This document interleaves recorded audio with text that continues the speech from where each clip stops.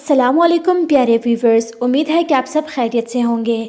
मैं आपको अपने चैनल पर खुशामदीद कहती हूँ। अगर आपको मेरी वीडियो पसंद आए तो लाइक शेयर और सब्सक्राइब कीजिएगा और बेल बटन को लाजमी प्रेस कीजिएगा। चलें तो वीडियो को स्टार्ट करते हैं। नादान शहज़ादा। एक दफ़ा का जिक्र है कि एक बादशाह था, बहुत रहम दिल, हर एक का ख्याल रखने वाला।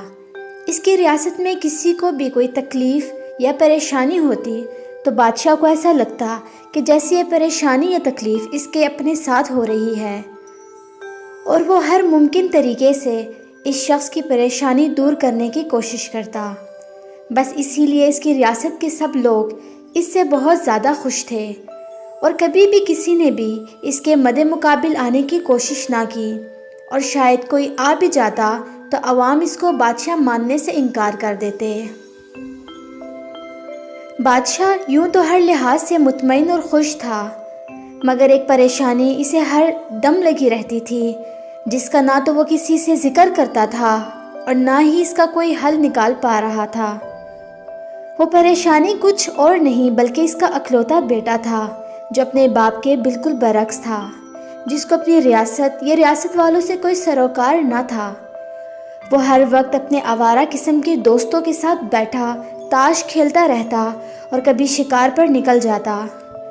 अगर बादशाह अपने बेटे को समझाने की कोशिश करता तो शहज़ादा ये कहकर टाल देता कि अब्बा जान, मुझसे झंझट नहीं होते, ज़िंदगी ऐश करने के लिए होती है, ना कि दूसरे के दुखों में रो रो कर आंखें अंधी करने के लिए।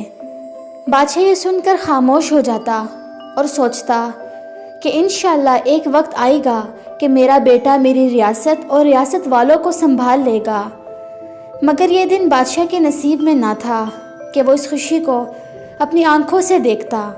जब ही तो एक दिन बादशाह अपने महल के बाग में टहल रहा था कि अचानक चकरा कर गिर पड़ा। महल के अंदर बादशाह के ख़ास डॉक्टर ने यह कहकर बादशाह को मुतमईन करना चाहा कि बस हल्का सा चक्कर था और कुछ नहीं। मगर बादशाह बहुत सियाना था। इसने डॉक्टर से कहा, देखो डॉक्टर, मैं मौत से नहीं डरता। ये बरहक है, हर इंसान को मौत का मज़ा चखना है। अगर तुम मुझे मेरी बीमारी के मुतल्लिक बता दो तो मैं अपनी राय के सिलसिले में कुछ कर जाऊं, क्योंकि तुम शहज़ादे को जानते हो, इसका जहन अब भी बच्चों वाला है।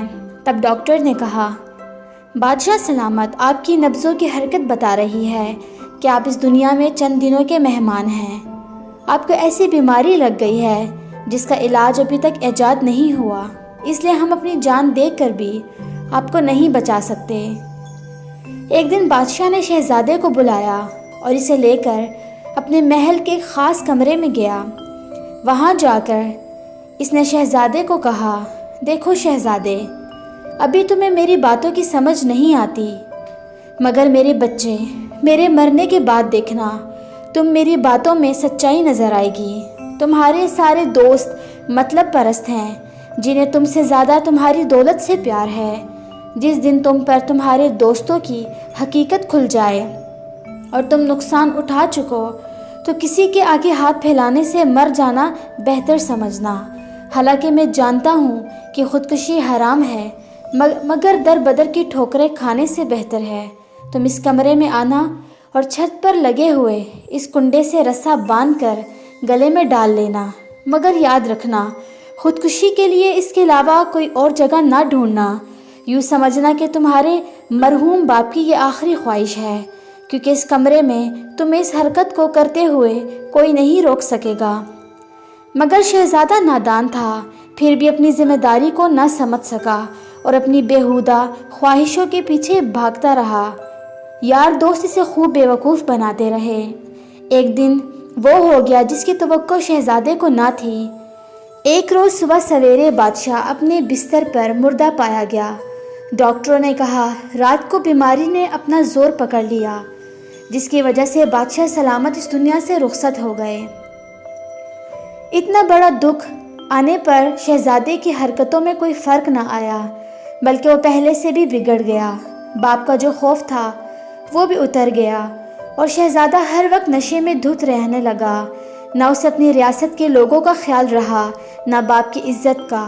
روزانہ جوئے کی محفلیں ہوتی جن میں شہزادہ باپ کی جمع پونجی اڑاتا رہا، مگر کب تک؟ آخر ایک دن شہزادے کو علم ہوا کہ اس کی دولت ختم ہو چکی ہے، لیکن اس کو اتنی بڑی جاگیر ختم ہونے کا کوئی دکھ نہ ہوا، اور دل ہی دل میں سوچنے لگا، کوئی بات نہیں، اپنے دوستوں سے لے لوں گا۔ یہ سوچ کر وہ اپنے ایک دوست کے پاس گیا اور کہا کہ مجھے کچھ رقم ادھار چاہیے، لیکن دوست نے یہ کہہ کر انکار کر دیا کہ تجھے تو پتہ ہے یار، میرا باپ مجھے صرف جیب خرچ کے لیے رقم دیتے ہیں، اب اس میں سے تو میں کیا دوں اور خود کیا رکھوں۔ شہزادہ شرمندہ سا ہو کر واپس چلا آیا اور ہر ایک سے یہی مطالبہ کرتا رہا کہ کچھ رقم ادھار مل جائے، مگر سب دوستوں نے انکار کر دیا۔ شہزادہ ایک شام اپنے لان میں بیٹھا تھا کہ اس کے دوستوں نے کہا، چلو آؤ جوئے کی ایک بازی ہو جائے۔ شہزادے نے کہا، جوا کہاں سے کھیلوں، میرے پاس تو کھانے کے لیے بھی کچھ نہیں۔ اس کے دوستوں نے کہا، ارے اتنی بڑی جاگیر ہے، اس پر لگا دو، اگر تم جیت گئے تو اس کی جتنی قیمت ہوگی ہم دیں گے، اور اگر ہار گئے تو ہمیں بعد میں رقم دے دینا۔ شہزادے نے اتنا سنا تو سوچا، ہو سکتا ہے مجھے کچھ رقم مل جائے، چلو کھیل لیتا ہوں۔ لہٰذا شہزادے نے جاگیر گروی رکھ دی اور پھر بدقسمتی سے ہار گیا۔ اس کے دوستوں نے کہا، کوئی بات نہیں، ہم رقم بعد میں لے لیں گے۔ یہ کہہ کر وہ چلے گئے، مگر دوسرے دن ہی ساتھ والی ریاست کا بادشاہ اپنے ہزاروں فوجیوں کے ساتھ آیا اور آ کر کہا، شہزادے تم یہ جاگیر میرے آدمیوں کے ہاتھ ہار چکے ہو، لہٰذا اس کی رقم کی ادائیگی کر دو، ورنہ ہم تمہاری جاگیر پر قبضہ کرنے والے ہیں۔ تمہارے باپ کے ہوتے ہوئے تو ہم یہ نہ کر سکے، اس لیے میں نے اپنے چند آدمیوں کو تمہارا دوست بننے کے لیے کہا اور اپنی چالاکی میں کامیاب بھی رہا۔ شہزادے نے کہا، آپ چلے جائیں اور میں کل آپ کا قرض چکا دوں گا۔ بادشاہ نے کہا، ٹھیک ہے، مگر میرے یہ فوجی یہاں رہیں گے۔